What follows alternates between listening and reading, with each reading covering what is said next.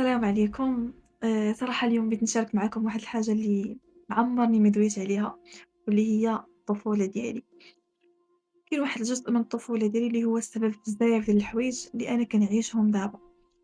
ما كنتش فاهمة هاد الشي حتى كبرت. الناس ديما كيقولوا أن الطفولة هي أجمل مرحلة، وكنت كنسمع هاد الهضرة هادي وكنت كنبقى ساكتة، حيت في الداخل ديالي كنت عارفة أن طفولتي ما كانتش كيف ما هما كيقولوا. كنت كنضحك، كنلعب، كنبان عادية قدام الناس، ولكن كان ديما عندي واحد الإحساس اللي مخبي لداخل، إحساس اللي ما كنتش كنقدر نفسّرو، كنكتفي بأني نحسّو وصافي. كنت صغيرة ولكن كنت كنعيش بحال شي واحد كبير، كنفكّر بزاف، كنعاقب بزاف، كنسكت بزاف، ويمكن أكتر حاجة كانت صعيبة هو أنه حتى واحد ما كان كيشوف هاد الشي، حيت من برا كلشي كان كيبان عادي، ولكن من الداخل كانت واحد القصة اللي كتكتب شوية بشوية. واللي صعيب في هاد الشي كامل، الأصعب من هاد الشي كامل، هو أنك تكون دري صغير، طفل صغير، أولا كون أنا كندوي على راسي طفلة صغيرة وعايشة شي حاجة اللي كبيرة عليا، حتى شي واحد ما عارفه. وهاد الشي الصراحة هو اللي خلى الطفولة ديالي ما تكونش غير ذكريات وصافي بحال الناس الآخرين. كتكون الطفولة كتفكروا بالذكريات، إنما كانت البداية ديال واحد الرحلة اللي فريمون طويلة. في الدار ما كانش كل نهار بحال الآخر، ملي كيكون شي نهار دايز زوين وبخير وكنقول الله اليوم ما وقع والو الحمد لله، فجأة كتوقع شي حاجة اللي كتبدل كلشي وكيولي التوتر.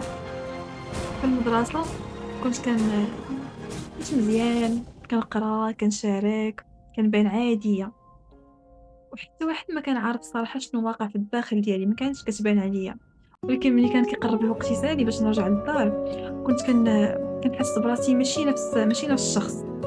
كنعقل واحد النهار، والله العظيم كنعقل واحد النهار كنت في القسم كلشي عادي، ولكن يعني في عقلي كانت حاجة وحدة اللي كدور ليا في راسي، وهي إلا مشيت للدار دابا ملي غنسالي القراية وغنخرج ونمشي للدار، واش غادي نلقى الدنيا هانية ولا غادي نلقى الصداع وشي حاجة اللي أنا ما باغاش نشوفها. صراحة الخوف كان هو الحاجة الوحيدة اللي ديما مرافقاني. ما كانش واحد الخوف اللي واضح، ولكن كان واحد الخوف اللي ساكن في الداخل ديالي. كان خاصني ديما نكون رادة البال وأنا درية صغيرة طفلة، كان ديما خصني نكون رادة البال. كنت كنعيش بزاف ديال الحوايج ولكن ما كان عندي حتى شي حل. كنت ديما، أقسم بالله العظيم كنتفكرها لدابا، كنت ديما كنكون غادة في الطريق وكنقول وأنا صغيرة واحد الجملة وكنرددها ديما وأنا غادة في الطريق، كنقول ربي يمهل ولا يهمل، ربي يمهل ولا يهمل، ربي يمهل ولا يهمل. دابا ملي كنرجع لهاد المرحلة هادي كنفهم أن داك الشي كامل فريمون خلى فيا واحد الآثار، ولكن من غير أنه خلى فيا آثار، خلى فيا واحد الحاجة أخرى اللي هي القوة، فريمون صنع مني واحد الإنسانة اللي قوية. هادشي غير شوية من بزاف، حيت من بعد الحمد لله حياتي تبدلات بطريقة اللي ما كنتش متوقعاها، وها ندوي على هادشي إن شاء الله من بعد، حيت أنا أصلا جيت ندوي في هاد لا فيديو هذا وقررت أني ندوي على رحلة حياتي اللي هي العمر ديالي من الطفولة ديالي لهاد العمر اللي أنا فيه حاليا اللي هو 26 سنة. بزاف ديال التفاصيل إن شاء الله غادي نهضر عليهم من بعد. كنتمنى أن وليداتكم حاولوا أنكم توفروا لهم واحد الجو في الدار اللي ما يخليهمش يستريساو، واللي يكبر معاهم واحد الخوف. ثقوا بيا، الحوايج اللي كيطراو في الطفولة ما كيتنساوش.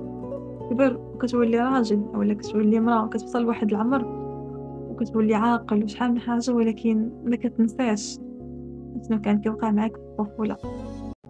الطفولة كيبان انها غير واحد المرحلة وكدوز، ولكن الحقيقة هي انها كتبقى فينا اكثر من اي حاجة كندوزوها في حياتنا.